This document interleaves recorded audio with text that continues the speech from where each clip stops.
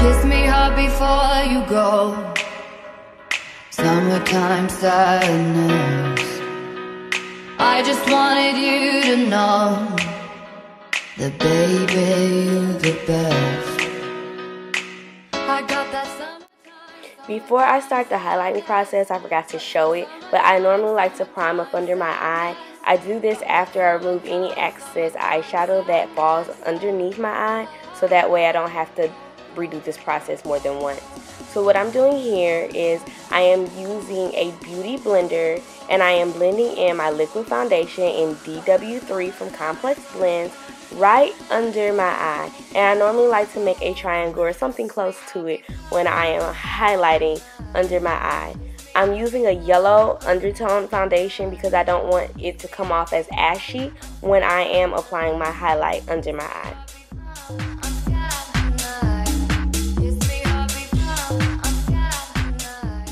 You're going to take the same highlight color that you use under your eyes and use it over your brows. I normally like to go over and around my brows to make it look a little bit more natural so I don't have the appearance of floating eyebrows. Normally when I do my eyebrows, I try and use my foundation color so it comes off more natural in the beginning, so it doesn't make it hard to transition between the highlight color and my natural skin tone.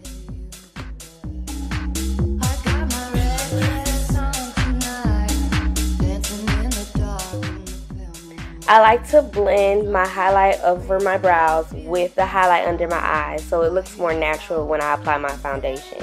Next, I'll apply my foundation with a stiff blend brush and I'll blend in the highlight with my foundation. And the foundation that I'm using is from Komplexx Blends and it's DC2.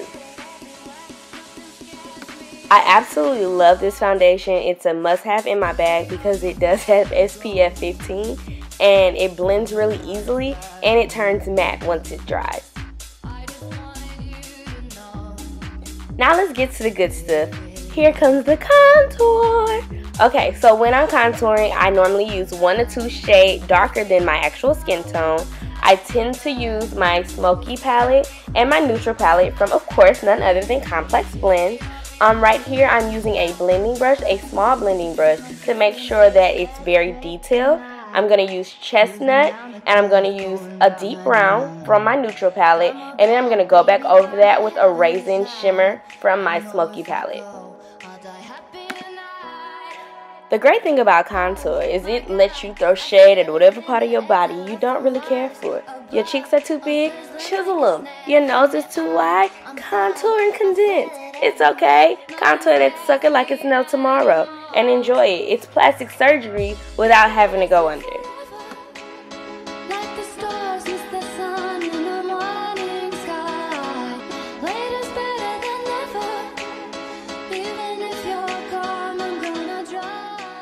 Now I'm using a wider angle blending brush to contour around my hairline and under my chin. This one doesn't need to be as detailed as doing your cheeks and or your nose. A lot of people tend to go around their hairline with either a darker color or a bronze color to make their head look less prominent. I don't particularly think I have a big head, but I just like going around it because it gives me that sun-kissed type of glow. I normally do go under my chin if I'm going out because I don't like the fact that my chin looks like it is a double chin.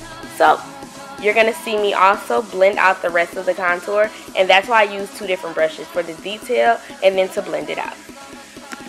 After I'm done with my contouring around my cheeks, I like to go back over it with my foundation brush. I don't add any extra product to it. I just want to blend it to make sure it doesn't look like a harsh line and leave people asking me, are you going to blend that? So yeah, you don't want to do that.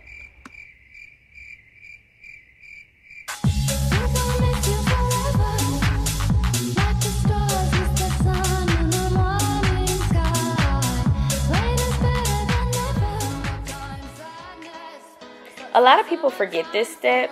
They need to go back around that contoured nose and actually blend it out so you don't have a harsh line where it looks like you have a pound of makeup caked on the side of your nose. And then after I do that, I go and I use my concealer, 1 shade lighter than my skin tone, and I just put it up the center of my nose. So I'm going to go back over that with bronzer just so you can see the defined shape within my nose. I went back in with a deeper brown on my contour for my cheeks just because I'm doing like a natural brown eye and I'm going to be doing a chocolate brown lip. So I just wanted to have more definition in my cheekbones.